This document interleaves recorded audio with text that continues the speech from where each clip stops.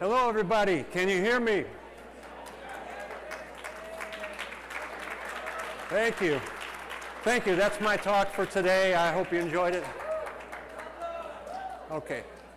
Well, welcome to the evening session. I'm not Danny Richter, but I will change it to Danny Richter shortly. But right now, I'm Rick Knight, Research Coordinator from Brookfield, Illinois. Hey.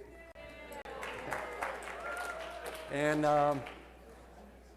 back in 2016, some of you may remember when Marshall Saunders said, you know, when you get in a dire situation, the cavalry shows up.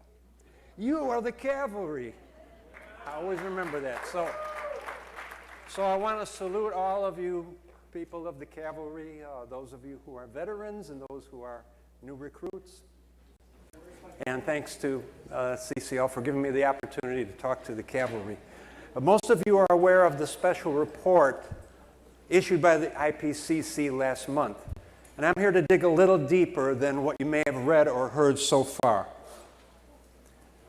Okay, so the report in question is officially titled Global Warming of 1.5 degrees C, also referred to as SR 1.5 by the Intergovernmental Panel on Climate Change. It's a tongue twister, or IPCC. In this talk, I'll address three main questions. Why was this report written? What does it tell us that's new? And how does it inform CCL's work? So first, why was this report written? Well, back in 2015, after 196 nations of the 21st Conference of Parties, or COP21, that signed the Paris Agreement, adopted an aspirational goal of 1.5 degrees C, they invited the IPCC to issue a report on the science around that target. It's good to understand that the IPCC is not the United Nations. I think we even heard some of the reporters on the panel refer to it as a UN report. But that can be misleading and make them even more of a target for some politicians. But it's actually an independent panel of hundreds of the world's leading climate scientists from nations on every continent, and they don't get paid for their work. This is not one of the regular assessment reports, or ARs, that are written by the IPCC every 7 years. The last one of those was AR5 in 2014, and AR6 is scheduled for 2021. But this one was requested specifically to focus on 1.5 degrees C. And this whole thing was posted last month on the website you see here, not as a final version, but as a draft, which they call by this most excellent name, a pre-trickle-back version. That's no relationship to trickle down, I guarantee that. But here are the 16 documents, there we go, that make up most of the report, all of which can be downloaded by the public. It was written by 91 scientists and policy experts from 44 nationalities, including 7 from the US. On the left, you can see there's a short technical summary, then 5 chapters, 4 of which have more detailed technical supplements, and on the right side, a glossary, summary for policymakers, headline statements, press release, FAQs, and finally, this additional document, the changes to the underlying scientific technical assessment to ensure consistency with the approved summary for policymakers. Also informally known as the approved trickle-back version. Now that all adds up to 1,300 pages of stuff. It's really good stuff, but it takes some time to digest. But now on to our next question, which is, what does it tell us that's new? So first of all, we know a lot more now about the potential effects of 1.5 degrees C because a lot of people, about 20 to 40% of humanity, now lives in areas that have already exceeded that temperature rise. This map may be a little hard to see, but it shows in red the areas that have already gone there. You can see the most pronounced of these are in China and India, but there are also a lot of red dots in urban areas. Those of you in front can probably see those dots. A lot of areas that have surpassed 1.5 or 2 or even as much as 3 degrees C of warming in a few cases. So next, the report tells us something about the carbon budget we are facing. That's how much more we can burn. Ending up this century below 1.5 degrees C requires one of these things. Either reducing the net global emissions of long-lived greenhouse gases to 0 before the cumulative limit is reached, or heavy reliance on net negative global emissions after the cumulative limit is reached. And it's estimated to fall within this range, 450 to 750 gigatons of CO2 equivalent. That's the remaining carbon budget from the beginning of 2018 that would give us a 2/3 chance of staying below 1.5 degrees C. And of course, it's frustrating not to have a more exact number, but the reason is that different models give different answers. So what's our current emissions rate? Anyone out there have a number? 477. Last year it was 49 gigatons. So this is why you might have heard statements like, we have 12 years left to avoid the worst of climate change. Because 49 times 12 would put you right in the middle of this range. The report, 1.5 degrees C, implies certain benchmarks for cutting emissions. Specifically, by 2030, we need to cut from that 49 gigatons a year to 25 to 30 gigatons, that range. And by 2050, cut to net 0 in order to stay below 1.5.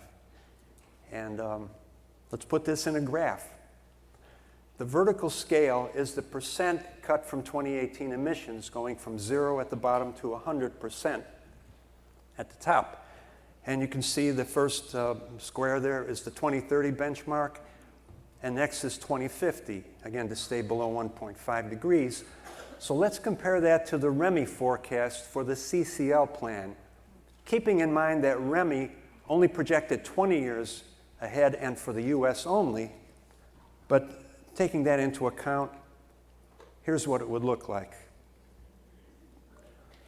It would be in the ballpark. As you can see, it comes pretty close, and the CF&D final target of 90% below 1990 emissions is close to that. It's not quite 0 emissions, but it's pretty close. All right, next. The report tells us that carbon dioxide removal, or CDR, will probably be necessary to some extent. CDR means practices that take CO2 out of the Earth's system. I also mentioned negative emissions in that last slide. It's not exactly the same thing. CDR refers to methods, and negative emissions means taking more CO2 out using those methods than you're putting in, than you're emitting. And I'll get back to how that relates to our policy a little bit later. But first, what are these methods? 2 of them fall under the acronym of AFOLU. You might have noticed a lot of acronyms, and believe me, there'll be more. But AFOLU is agriculture, forestry, and other land use. These include, first, planting lots of trees, either where they've never been before, that's afforestation, or where they've been chopped or burned down, which is reforestation. The other AFOLU method is soil carbon storage, agricultural practices that can help restore organic carbon into the soil. Now, the other CDR method that gets its own acronym over on the right is BECCS, or biomass energy with CO2 capture and sequestration.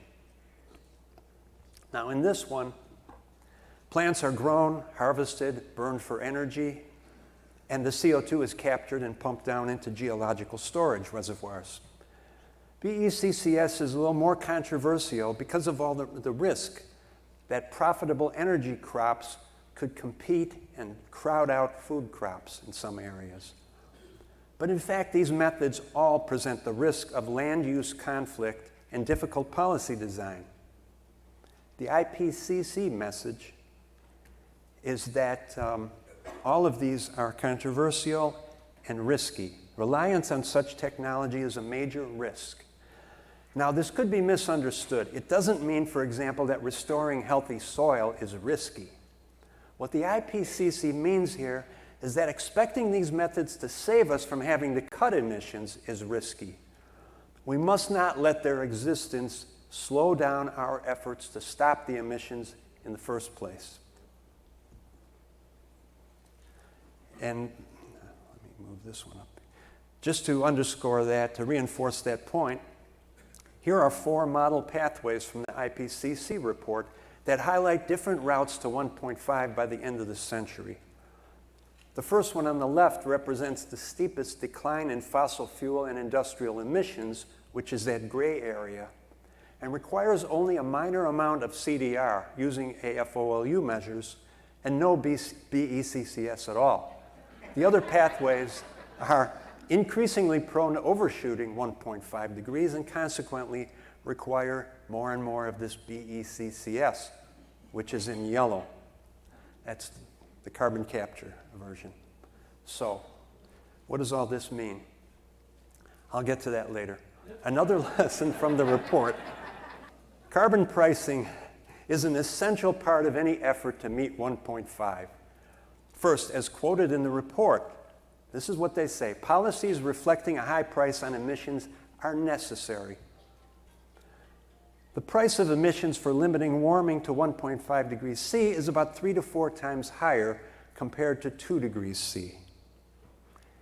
And they say that investments in low-carbon energy technologies and energy efficiency would need to approximately double in the next 20 years, while investment in fossil fuel extraction and conversion decrease by about a quarter. So those are some discrete goals there that were recommended. But let's look at some of the modeling that goes behind this. Now, I'm going to have to take this a little bit slow. Economists don't like to predict anything more than 10 years ahead. If Jerry Hinkle were here, he'd tell you that. Let alone to the end of the century, but to satisfy COP21. Satisfy the COP21 request, they did this for the report. And this chart shows those model results for 2030, 2050, 2070, and 2100. I can't really point to it. Is there a laser pointer in this thing? You can't do that. Okay. Anyway, the blue bars are the 1.5 degrees C model results. They ran 21 different models under 67 different scenarios. And by scenarios, they mean different technology assumptions, different economic assumptions, and different temperature outcomes. So the blue bars are staying below 1.5 degrees C. The orange bars are staying below 2 degrees C. And the darker sections show the middle half of all the results, so they cover a wide range. And this is in terms of an implied carbon price, which is, for all practical purposes, the same thing as what we're talking about as a carbon fee. So, what does this nice graph tell us?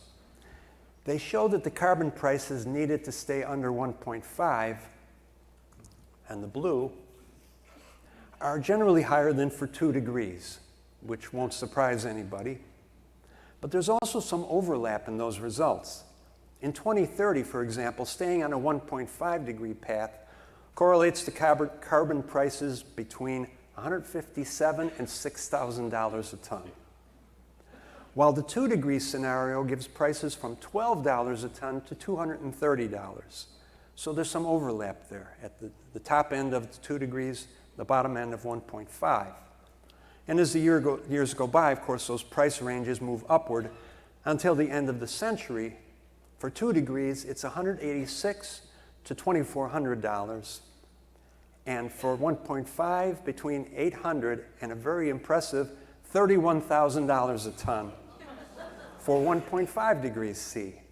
And those are huge ranges, which reflects how sensitive these models are to the assumptions that go into them. But let's see where the carbon fee and dividend stacks up in this. Whoop, we got it here, okay?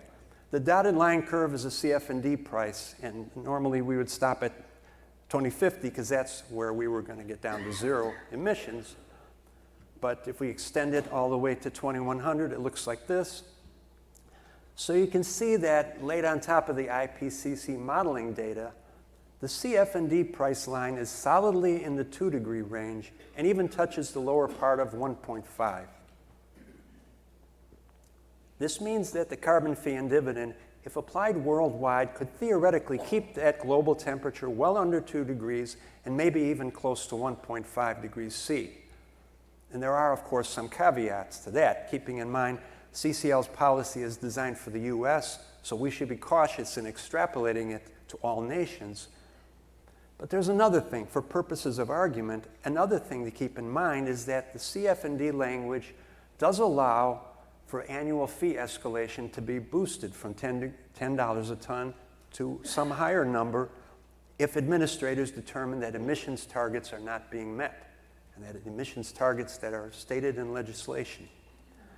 So let's suppose that at some point, let's say 2025, the annual increase is boosted to $15 a ton. So here's what that would look like. It would put the price trajectory up a little further into the 1.5 range. So it confirms that even by itself, our policy, as we present it, could get most of the job done in principle. So finally, let's hear it for carbon fee and dividend. Yeah. So how does the IPCC report inform CCL's work? Our first takeaway should be that we are on the right track. Driving down fossil fuel emissions must be the first step. And a rising price on fossil carbon is by far the best way to get that to happen. Now look at this graphic again.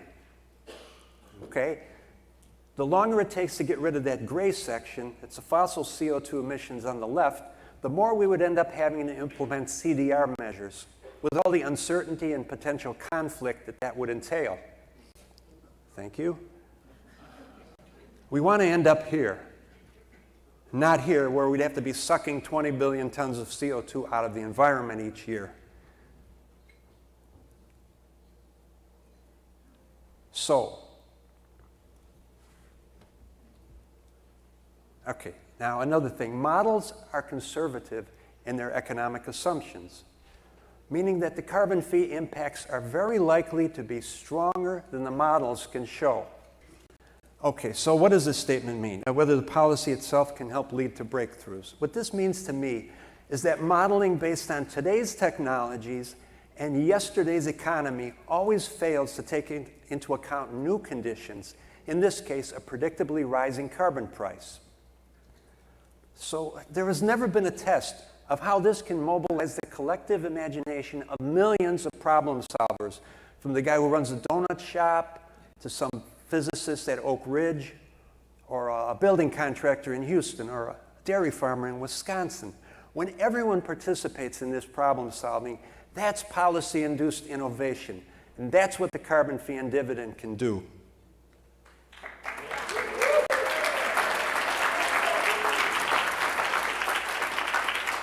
So, looking to the future, does anybody here think that when we pass the carbon fee and dividend, they can just go home, pat themselves on the back, and bake some cookies?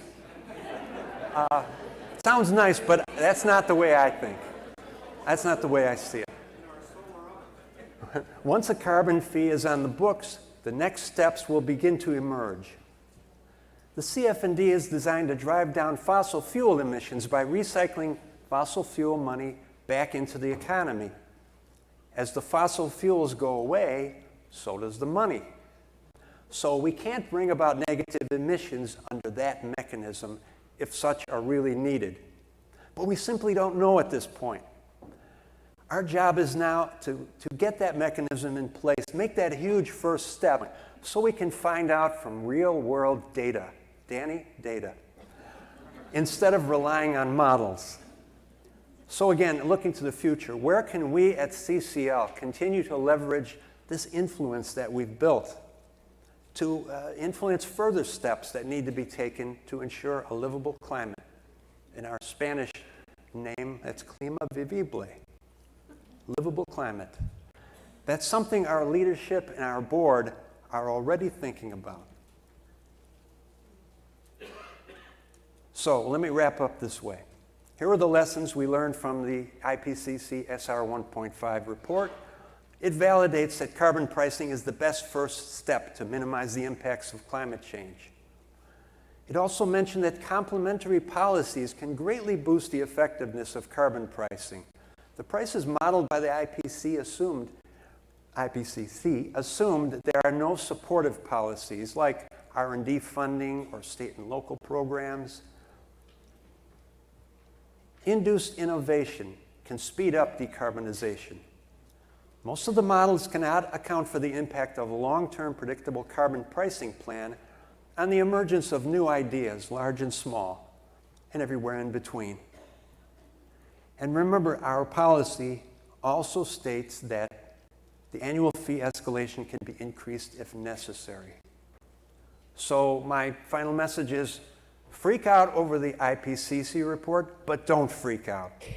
Instead, keep calm and price carbon, and I'll stop there.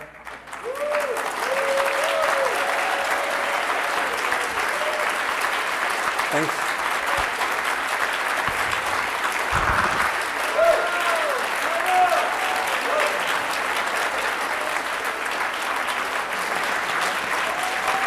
Gracias.